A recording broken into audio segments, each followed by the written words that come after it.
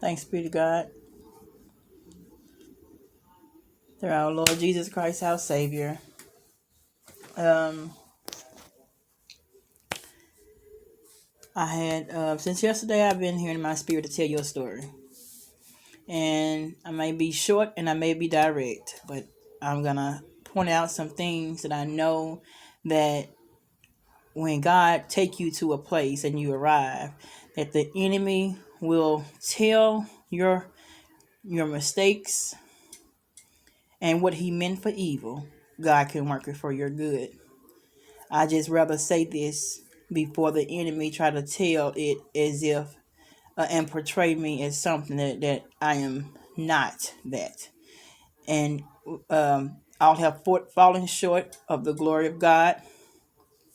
All have sinned and fallen short. There is no one. Everyone have a past. It's just how the enemy will try to manipulate and make you look one way and do things to you. And it's throughout the Bible that we see that Rahab, how God did not highlight it about her being a prostitute and what she did. He said that she was a prostitute who took in two spies and hid them in the upper room when they came by to look. We know that David, who seen Bathsheba on the rooftop bathing, and he called her and she lay with him, and we know that consequences come out of things. And speaking of that, one of the things I want to say that for the record, I am not doing this to make anybody look bad. Everyone have a past, and at times when you arrive somewhere, the enemy will use your past to hinder you, to make people look at you in a certain kind of way. So I'm saying this only because of that reason. So at 17,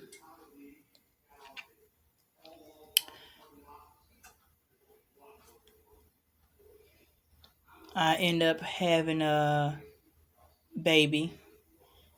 End up getting pregnant by my aunt's boyfriend slash husband. Um,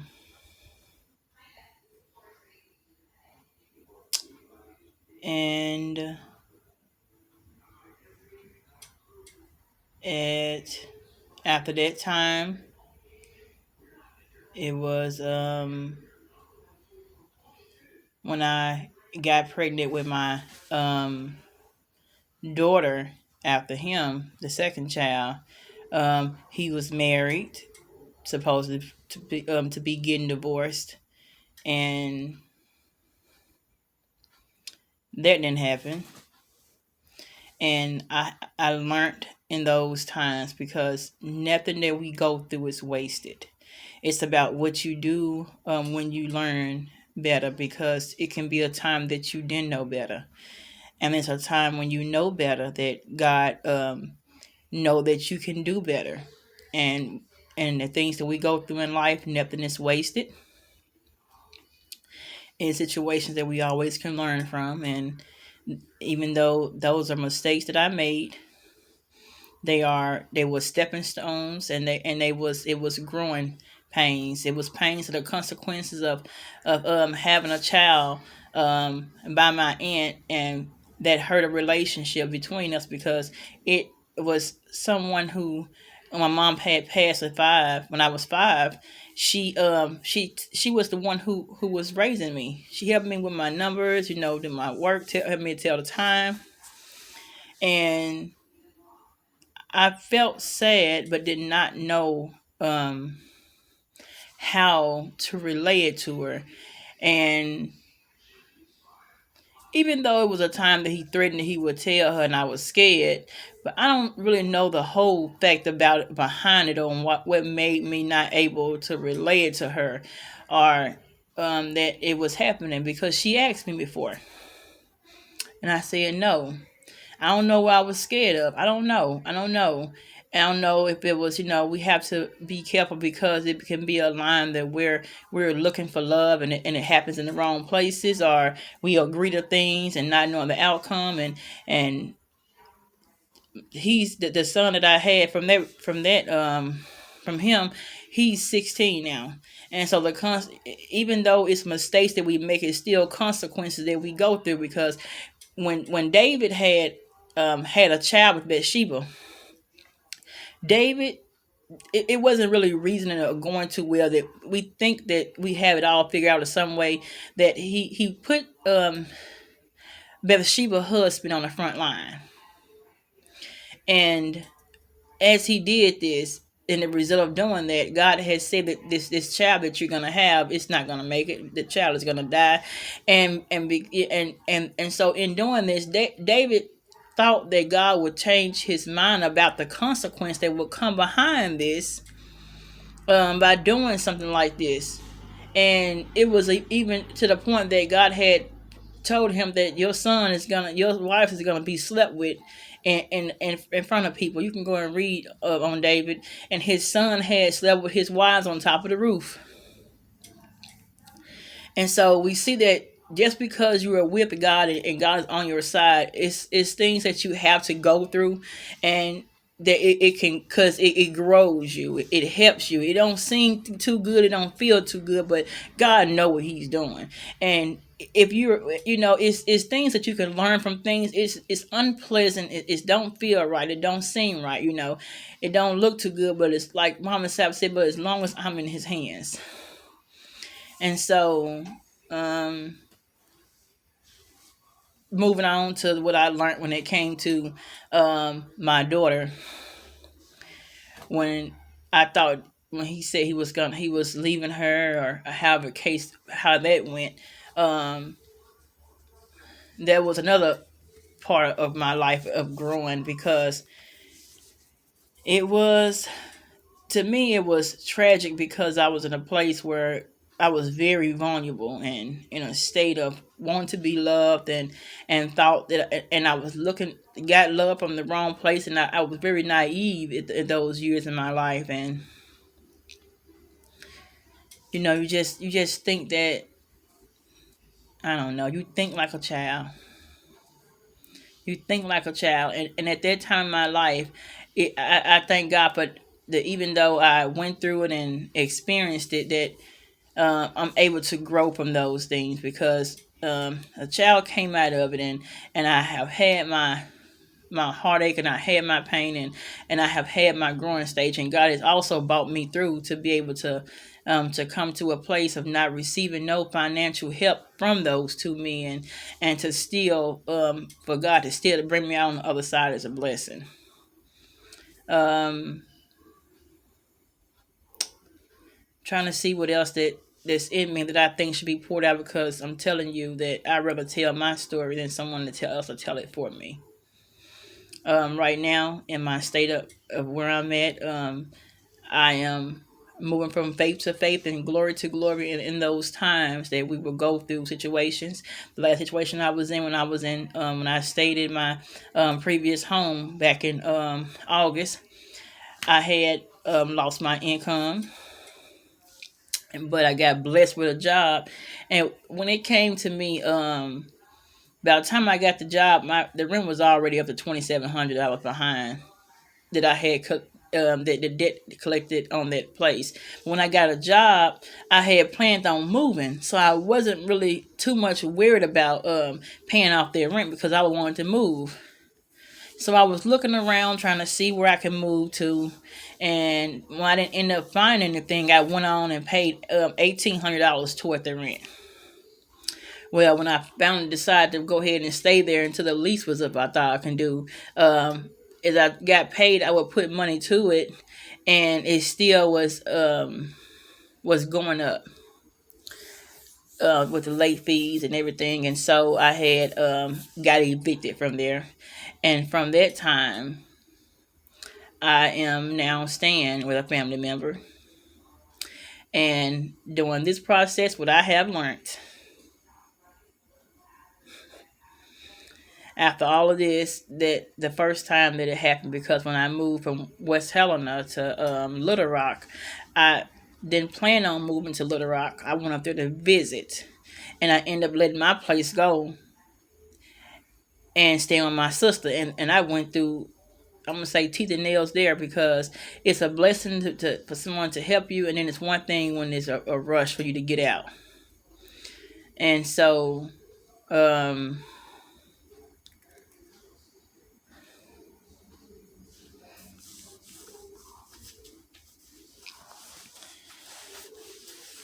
I did not learn my lesson to stay out of other, to know that ain't nothing like having your own. I tell you that, and I don't care if it's a, as long as you got a pot to piss in, be grateful and be thankful and wait till God elevates you to move to your next level. And because these days, and staying with other people is not going to be the same as staying with yourself, because you're going to find yourself having to conform, and it's hard to conform, because Romans 12:2 said, "Do not be conformed to this world, nor but be transformed by the renewing of your mind, that you may know the perfect will of God." So staying with people, you kind of, and I see that, because um, when I had my own place, I let the kids run around and play. When you stay with somebody else, they kids probably don't play like your kids play. They kid probably sit in one place.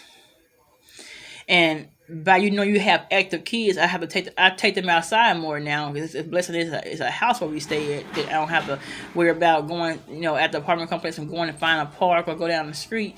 But a house is a yard, so I know my kids are very active, and everybody is not gonna don't like active kids.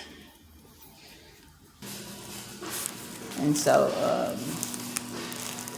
so for I say this for those who feel like they can't do it, they can't hold on, they can't hold off, because I was in a neighborhood where my son was my 16-year-old. I didn't like the crowd that he was hanging around, so I didn't really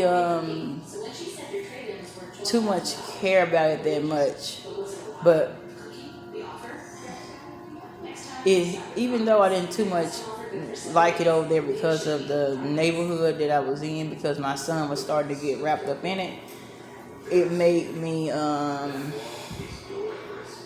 want to rush God's process. And so when they finally came to my door and told me it was a eviction notice, that it was about a month, 2 months earlier that we had worked it out, I was going to be paying so much money every week to knock it down. Well, the 2 months later that happened, which was in August, it wasn't no extended time. And so I was like, okay, God, if this is it, this is my last time here. If this ain't no more left for me to do here, if there's nothing left for me, long for me to be here, just go ahead and just, that means this door is closed. Because I see that only God can open the door and only God can close the door. No man can open the door that God has closed, and no man can close the door that God has opened. And so when I went there, and she says, "Then we can do, Shamisha, you have to leave." And I had the weekend to get not had that 24 hours. I said, okay, give me the weekend. Give me till Monday to get my stuff out. When I heard that, I was so sad, because I knew that even though I didn't really want to be there, but I didn't want to be out there, staying with somebody again. But at the same time, I put myself in a position that I did not make it a priority to go ahead and pay that stuff off, and I still did not handle my finances right at the same time. I was able, if I would have if I would have worked my finances better, I could have ended up in a better position. So we need to,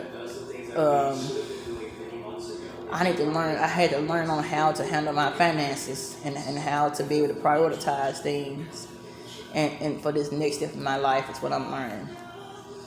And it has been other situations that have came up in my life that end up, you know, it looks bad, but God is working for my good. Yes, I've been married. No, we're not together right now. Yes, I had 3 kids by him, and no, neither one of the men did not have kids by his own child support. Did I want them to? Yeah. Was there a time that I tried to? Yes. Did I have a problem getting that accomplished? Yes. At the same time, I seen that that my help come from the Lord, and even though I was trying to force my hand on them to get them to start paying money or get them something, it didn't work out. I just know that whatever's going on in my life, can't nobody get the credit but God. I appreciate the people that I stay with now. It's my cousin, and I appreciate the people who I stayed with in the past. My aunt and my sister. I appreciate every door that God has opened for me, and I'm so grateful that He opened it, and He also can close them. So when a door closes, don't get mad at the person. Someone want to pass on what I'm learning. It's because it's just that God is saying it's your time to move. It's your time to move. It's not your time to be in this situation anymore. It's time I open another door for you somewhere else. And then when that door open, you're gonna have a pullback and a setback because people don't want you there. It's just God opened that door for you to walk in. And when God opened the door for you to walk in, the enemy always gonna come against you to make it seem like you're in the wrong place, but you're not. You're in the right place. You're on your way to your destiny. He's going to try to make it that you turn around and that you avoid going any further because he knows that God is moving you from from the pit to the palace. So whatever he can do to get you out of that place of you getting to that palace, he's going to do. Joseph, when he was in that pit and his brothers sold him for slavery, it did not like he was going to be in a palace. He was a slave. But when God sent him to Egypt, I'm going to say God sent him because God sent him ahead. When he was in Egypt, he was preparing for a harvest that was going to be 7 good years of harvest and 7 bad years of harvest, of no harvest. And so don't give up. You stay strong and you don't move. When God positions you, you don't move until God moves you. I don't care how bad you want to go back. I don't care how bad where you at, how it may seem or look. Because when Joseph was in that place and his wife and Potiphar's wife wanted to sleep with him, he rejected. He refused. Now he could have talked this way and said, that this didn't happen. It's right here, but he did not stop. He didn't stop him. He let it be because could it be that he knew that whatever happened, that God is in control? Could it be that he knew that how far he got was not by his own might nor power, but by God's Spirit? That when he ended up in the prison, he was interpreting dreams. And when he interpreted the dreams, we can see that he got a little anxious because when he got a little anxious, when he interpreted the man's dream, he said, when you get restored to your position, don't forget to tell the king about me. Don't forget to tell, him about me. And the man got restored his position, and he did forget. It was God that brought Joseph out of the jail, that he had a dream that only Joseph could interpret, because that's when it came to remembrance to his mind that, oh yeah, when I was locked up, it was a man who told me that I was going to be restored my position. And they went and got him. And when they came and got him, he did not rush out how he was. He changed his clothes and he shaved his head. So get ready, because God is going to position you and move you out. And when he do so, don't come out like you came in. Haya City. Glory, hallelujah. Don't come out how you came in. You take your time and let God prepare you so you can come out better than how you came in, because you are getting ready to walk into your destiny. It can be a bigger stage. It can be a bigger, it can be the palace of preparing you to speak before kings and come before kings, but just know that God would do what he said he would do. And what he said he's gonna do, he will. He's a promise maker. He's a miracle worker. He keeps his promises. He's a way maker. And even if it don't come out how you seem and want it to, let God bring you out on the other side. You can't do this by yourself, because you did not bring yourself here. Jeremiah 29:11 says, "Therefore I know the plans that I have for you, plans of a hope and a future." So let God work out what he have already predestined to be worked out in the first place. You just be still and trust in him, knowing that he will bring you out on the other side. And when you come out with your hands held high, praising the Lord, giving him thanks and glory, because nobody can do what's about to get done in your life but him. Can't nobody take the credit for what he's about to do. So you just give him thanks and glory, and you just get ready, because God is going to move you from where you at until where you're supposed to be. It's your time. It's your season. Get ready to walk into your destiny.